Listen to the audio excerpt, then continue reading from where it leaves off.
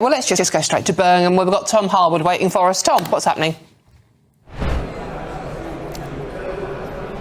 That's right, Dawn. I'm live at the GB News studio at the Reform Party conference with one of their MPs, their chief whip. It's a man many people will know, a man in demand at this party conference, I have to say. Lee Anderson joins me now. Lee, thanks for sparing some of your time. I mean, you've been like a rock star at this conference, quite frankly. I think aging rock star, Tom, would be a bit of a corrector. But no, there's a great buzz about the place. I mean, last year was brilliant. I think we've taken this conference to another level this year. The amount of enthusiasm all around the place is something I've never witnessed before in politics. I mean, it is fair to say this is the largest, most professional party conference that Reform has put on. But here's the question. If we're going to go along with this sort of idea that there could be an election in 2027, something I don't think either of us really believe, if we're going to go along with that, is this a party that's really ready for government? Well, are the other two parties ready, Tom? Look at the track record over the past 20 odd years, the last 14 years, especially of the Tory government, the last year of the Labour government. Have they been ready for government? I think not. They're making a complete disaster of this country. So look, yeah, there's a lot of work to do, we know that. But look, just look how far we've come in the last year. This time last year when we did this conference, you was there, you interviewed me, we had 80,000 members. This weekend we have 241,000 members. We have nearly 900 councillors. We control 10 councils. We have the majority on 12 county councils around the country. We have 2 elected mayors. Or the plurality. Well, yeah, and we're growing and growing at a rate that's never been seen before for a political party in this country. So yeah, give us another 2 or 3 years, mate, and we'll be ready. Right, no one can take away from the fact that Reform has a huge number of members. You've been ahead in, I think it's over 100 opinion polls now in a row, but we still don't know who your Chancellor would be were you to be elected. We don't know who your Foreign Secretary would be, your Home Secretary. Yeah, well, I think Nigel's been quite clear on this. If you've been paying attention, young man, he has said that he will get the brightest and the best from around the country in their specialised field.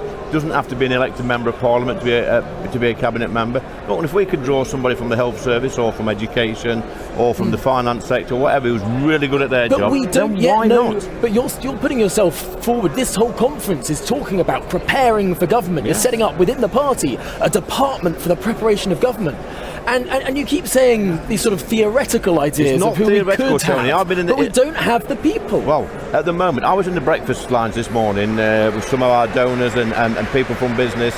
These are people from all over the UK that's been involved in business, involved in the financial sector, whatever. They're wanting to get involved. These are clever men who know how to make a quid or two. Now, when are we going to see this? Because, of course, there are elections next year. Yeah. I mean, in a matter of months, Scotland and Wales go to vote. Especially in Wales, Reform could end up in government. Yeah, well, this is we the don't next even step. know who's leading the Reform Party in Wales. Not yet, you don't, Tom. But we're getting ready for the Senate elections next year in Wales. Obviously, the Scottish elections. I've got a feeling that in Wales we can actually win the Senate, and we're interviewing candidates now. We're speaking to people in Wales. Obviously we're not going to broadcast every single thing that we're doing in Wales, but we're making a lot of momentum. I should be down there for a by-election in the next few weeks. I think we've got one in Caerphilly. Yeah. I should be going down there to campaign in that by-election. The momentum in Wales, especially South Wales, is fantastic. Look, we're a growing party, we're evolving. Will there be casualties on the way? Probably. Will we find some golden nuggets? Probably. I'm confident, mate.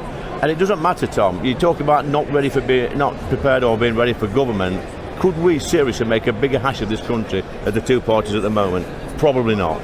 It does seem that is the reason why Reform has sort of risen so high in the polls. I sit and I watch Prime Minister's Questions every week, and you see Kemi Badenoch on one side throwing bombs at Keir Starmer, saying you're running the country into the ground, and then Keir Starmer goes back to Kemi Badenoch saying you ran the country into the ground, and in the corner somewhere on the back benches, you four are there chuckling, thinking these guys are taking each other out.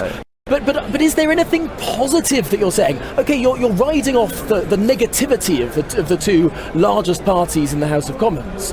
But what is the positive reason for voting for Reform? Well, nothing works in this country, Tom. You've seen the state of our... That's a very negative thing to say. No, but it's true. People are fed up with the state of the schools, the roads, the borders. We've got a police force that's not doing the job. We've got a judiciary that's not doing the job. People are just fed up with every single part of public life.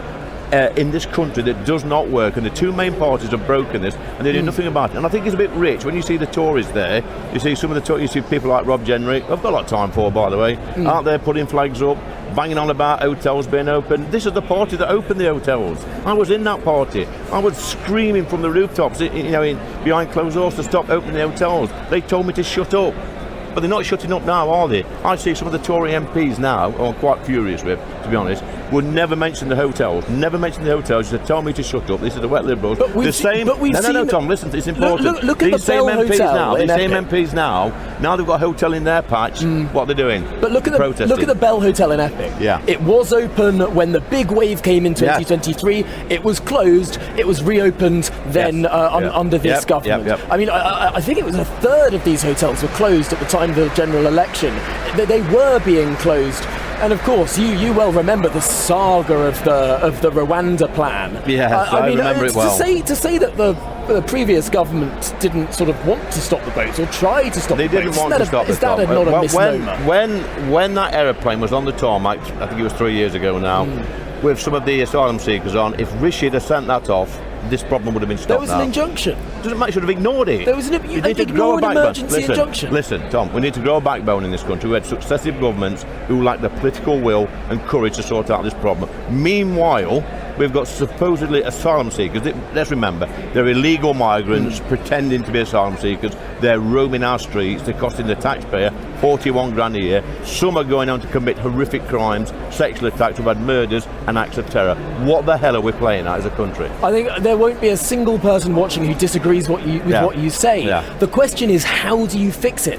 And the question that I started that with is saying everyone can see the arguments that things aren't working in this country, that the negative arguments, but what's the positive argument? Listen, the lefty liberal press in America was saying the same thing about Donald Trump before he got elected. He's reduced illegal migration by 97%. Well, he had a policy. He said build a wall. We've got a policy. If you'd have listened to Nigel yesterday, I'm sure you did. I did. I know you'd been on the pop on Thursday night or whenever it was, but if you listened to Nigel, he actually said that when illegal migrants come to this country, they will be immediately detained. They will be put in a camp, and the only time that they leave that camp will be on a plane or a boat to another country. I tell you what, Tom, after a week or so, they'll stop coming. Now, I've got to ask you, Keir Starmer yesterday changed the conversation. Everyone was talking about Angela Rayner's shock resignation, and he took perhaps some were less shocked than others. But the Prime Minister, some might argue, acted decisively, changed the narrative, turned it into a story about a reshuffle that perhaps was not so long planned, but perhaps some in Number 10 pretended it was long planned. That really changed the media narrative. Are you worried that Number 10 is learning now?